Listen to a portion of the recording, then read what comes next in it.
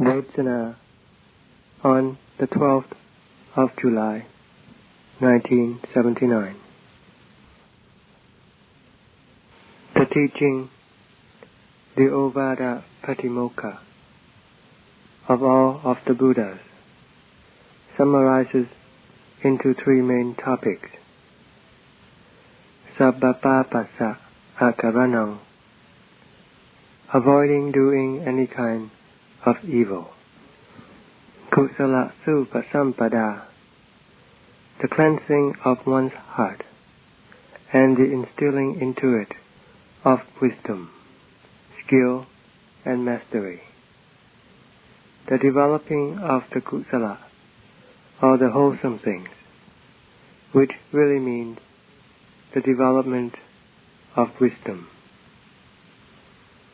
Kusala here refers to skill, mastery, and wisdom.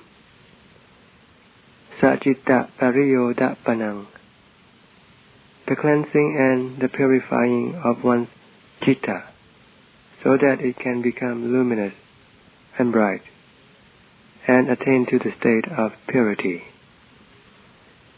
Etaṁ buddhāna sāsanaṁ, this is the teaching of all the Buddhas. These are the three cardinal points of the teaching of the Lord Buddha. This is the fundamental principle. Then the Lord elaborated further. Anūpavādo, abstaining from criticizing and finding fault with others. Anupavato, avoiding destroying or hurting other people and other animals.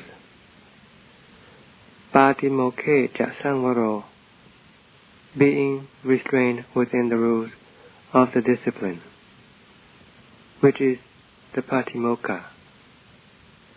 Mattanyuta bhattasming, knowing the right measure, or moderation in eating, as well as knowing the right measure of dispensing with the four living requisites. The Lord said that we should know moderation and the right measure, which means suitability or propriety, the Majjhima. Pantanja sayanasanam, seeking and dwelling in seclusion and solitude. Adhere ayogo, here the Lord re-emphasized further, making the citta become mighty and powerful to superiority and transcendence. And again, Etaṁ buddhāna sāsanaṁ, this is the teaching of all of the Buddhas. These are the verses that are recited at the end of the Patimokkhe, the rules of the discipline. We have to be intent and resolute with the truth and Dhamma of the Lord Buddha. Don't merely gloss over it. Like once having read the Dhamma and committed it into memory, one then claims these things as one's own possession. This is not yet one's genuine possession. It is only the memory of the various concepts and theories of Dhamma, which we have to take up and use in our practice, then following it correctly. They still cannot be considered one's true and genuine possession. For this reason, the Lord called this pariyatti. This is studying. However much we might have studied, this is pariyatti, the theoretical study. Patipatti is the practice following the concepts and theories that we have learned. This is the way of practicing and getting rid of the kilesas and instilling into ourselves virtue and Dhamma. This Dhamma is the Magga, which fundamentally consists of Sila, Samadhi, and Panya. We have to do this ourselves, and this is called Patipatti. Pativeda is the gradual, leading to the total realization and penetration of all the Satya Dhamma. This is the result of the fruit that we call Pativeda. The realization and penetration, which is the consequence of our practice, which in turn follows on from what we have learned in the various concepts and theories, either from the text or from our teacher, and especially from our Upachaya, our preceptor. And this is Pariyatti, the studying of Kesa, Loma, Nakha, Danta, Tacho, and so forth. This is the studying of the Kammatthana, or the finding out what our work is. This is the most important work, the work of uprooting lives and existences, the eradicating of the vata samsara, the kilesas, and tanha from the heart.